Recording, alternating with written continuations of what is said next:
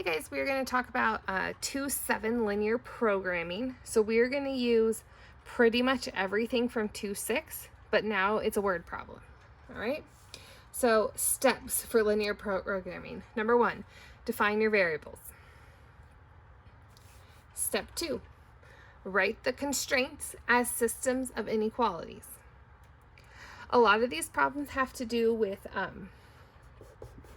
like number of things being sold or number of items existing. So a lot of times for your constraints, you're going to have that x is greater than or equal to 0 and y is greater than or equal to 0. That's not always, but it's most likely. Graph the system and find the coordinates of the vertices of the polygon formed. You did that last class, so you know how to do that. Write the expression whose value is to be maximized and minimized. It'll tell you. Okay, so that's the f of x comma y. Here, I'll write that here so you remember. F of x comma y. Right? And then substitute the values from the coordinates of the vertices into the expression f of x comma y from number 4. And then number 6, select the greatest or least result depending on what the problem asks you. Okay? All right, so we're going to work through one together. If you want to open up your book to page 112. I just closed my book. Oh, I don't need it. Okay, let me find page 112. Well, you find page 112. You don't even have to pause me. I'm giving you time. Okay, so we're going to work on example 1. And I'm just going to read it. I'm not going to show it to you. It says, suppose a lumber mill can turn out 600 units of product each week. To meet the needs of its regular customers, the mill must produce 150 units of lumber and 225 units of plywood. If the profit for each unit of lumber is $30 and the profit for each unit of plywood is $45, how many units of each type of wood should the mill produce?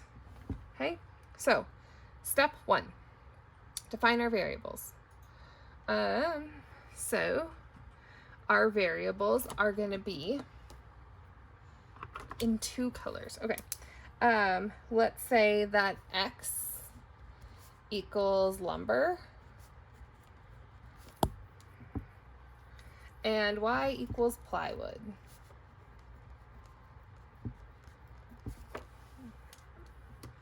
All right. Step 2, write the constraints as a system of inequalities. So let's read what it says. It says that to meet the needs of its regular customers, the mill must produce 150 units of lumber and 225 units of plywood. So that means that the regular customers, they could have more customers. So for lumber, they need at least 150 units of lumber. So we're going to say x has to be greater than or equal to 150. And the plywood, same thing. This is how much they need for the regular customers. That doesn't include any other customers that come in. So y has to be greater than or equal to 225. Okay. All right. So the another part it says is that the mill can turn out 600 units of product each week. So that means that we have to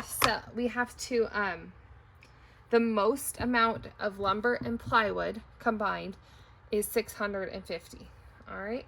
So we're going to write an expression about that.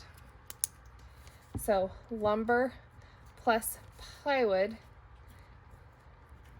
is at the most, 650.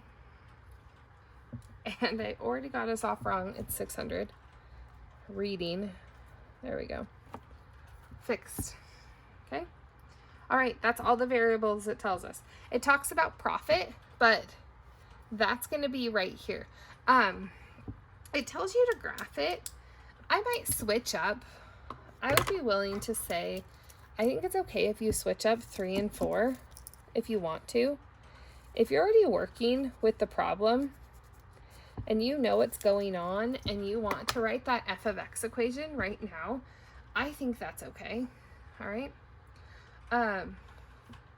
Because I feel like it's easier because we're already in this. So I'm going to do f of x comma y equals, okay?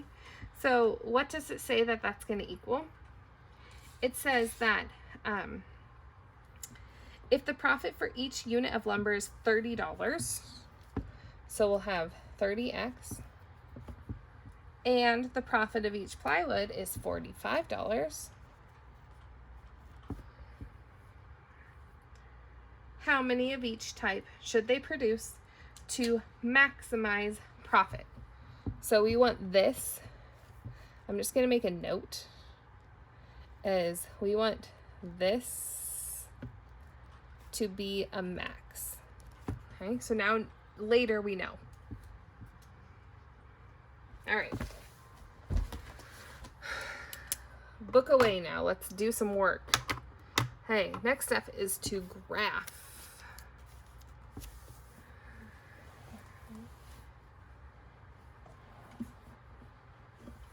This one is going to be great fun because these are by enormous units. Okay. Let's think about my graph that I need to make. Okay. X has to be greater than 150. So that means that we're never going to be negative. So I don't even need to make a negative side of my graph. Okay. Y is always going to be up at 225. So same thing. It never needs a negative side to the graph. So I'm going to make an enormous little graph here. A big little graph. Okay. Whoops. I used my graph color. It's my plywood color. All right. So the next thing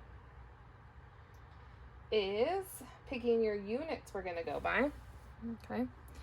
I'm going to find out what this equation is so we know how high we have to go up. So I'm going to minus x, and my equation is going to be y is less than or equal to negative x plus 600.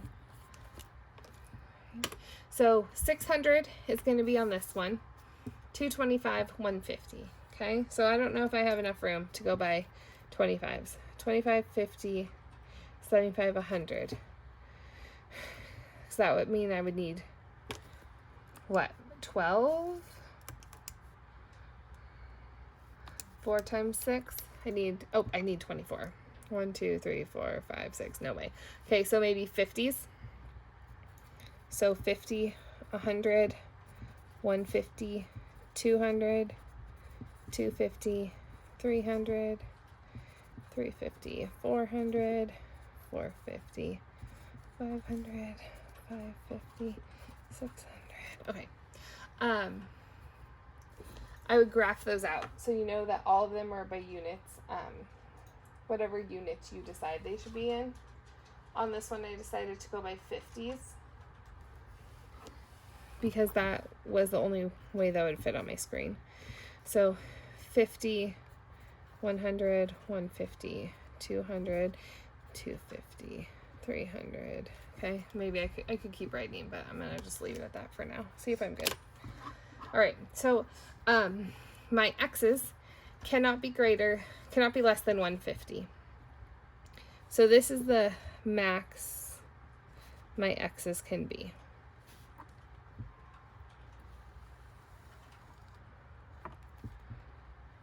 Okay, this side of my line. Okay, for my plywood, the most that one can be is 225. So that would be right here in this middle. All right. Maybe at this point right here, I'd actually label this corner in case it becomes a vertex. I'll label it in pencil. It probably will, because the other one's going to be just a line and then I'm done. So that I know that this y value, so the x value is 150 and my y value is at 225. Just so that I don't get that confused, because it ended up in a funny spot, but that's just because I can't draw a straight line. All right. So this next one, I'm going to go up to 600, and my slope is a -1. So you can use your graphing like you normally would, and that's okay. So pretty much it's down 50 over 50, but that's the same as down 1 over 1. All right. Okay. So we were right. So then this one has to be less than that equation. You could check it. So right here, plug in 0, 0 is 600 greater than or equal to 0. Yeah, so we're going to be below this line, and we said these had to be on this side. So this area right here is my area that I'm looking at. Okay. So this was one of my, I'll color it in. This was one of my vertices. So maybe I'll even write it over here. 150, 225. Okay. This is another one. So that's 150 and 450. So 150, 150, 450.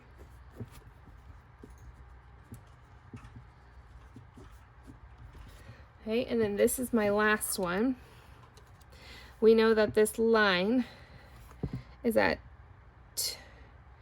225. 5 is going to be the height of my line. But we don't quite know where these coordinate here. Let's keep looking. 300, 350, 400. Okay, so it looks like they land actually in the middle of this box, which would be 375. All right. You could throw those two on a graphing calculator to check it. You could do a system of equations between this line and this line to check them. Okay. All right. So there's my other one. 375, 225.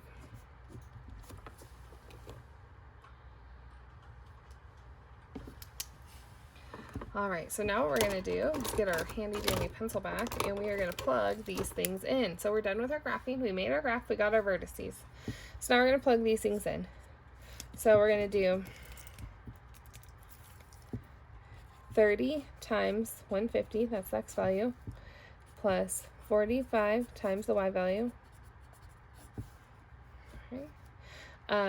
30 times 150 plus 45 times 450, and then 30 times 375 plus 45 times 225. All right, so handy dandy calculator. Maybe I can show you a new trick today. So I'm going to go 30 times 150 plus 45 times 225 equals 14,625.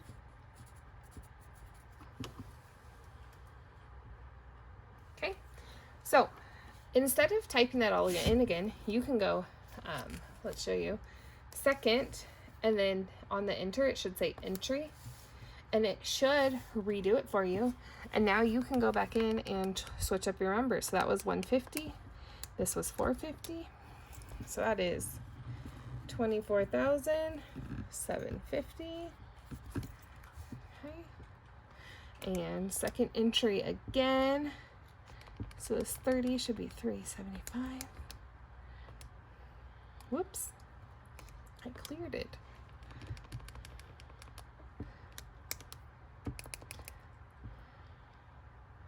225. So that one is 21,375. All right. So which answer, now we got to go look back and see what the question was. We wrote it down here. We wanted to know what the maximized profit would be. Okay, so which one is the most? This one. So we could say to maximize profit. Oh, let me add, on these linear programming questions, I should say that you need to write your answer in a sentence. Okay, so I'll write that back up here in one of our rules.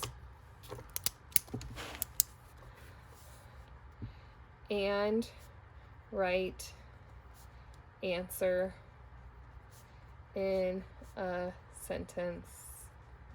Okay, on your test, if you do not write the answer for this problem in a sentence, you will lose points even if you are right. Yes, you heard me correct. To maximize profit,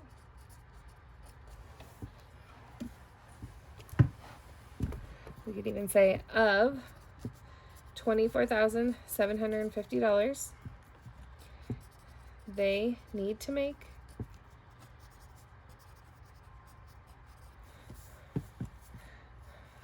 $150 units of lumber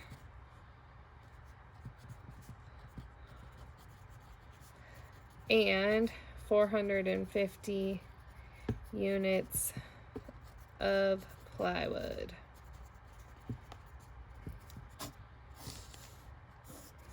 Okay, that's fine. Tells us everything we need to know in one sentence. Okay, you have 6 homework problems because I know this takes a while. Okay, all right.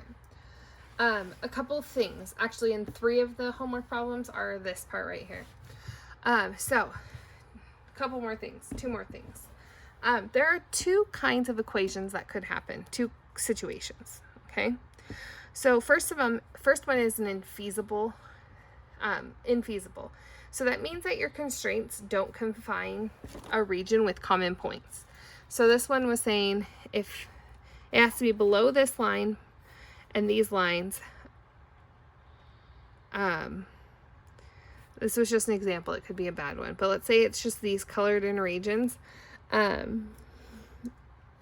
And this doesn't work, then you can say the constraints don't confine a reason with points. You can say that the problem is infeasible. Okay. The other option is unbound, where the constraints create an unbound space, not a polygon. So for example, this space out here. So on this one, we could find a minimum using these bottom coordinates, but not a maximum. Okay, so that could happen. All right. Your goal, though, is to create a bound space, and then you can find a minute or a max, depending on what the problem was. Homework, page 116, number 9 through 14. We'll see you guys later.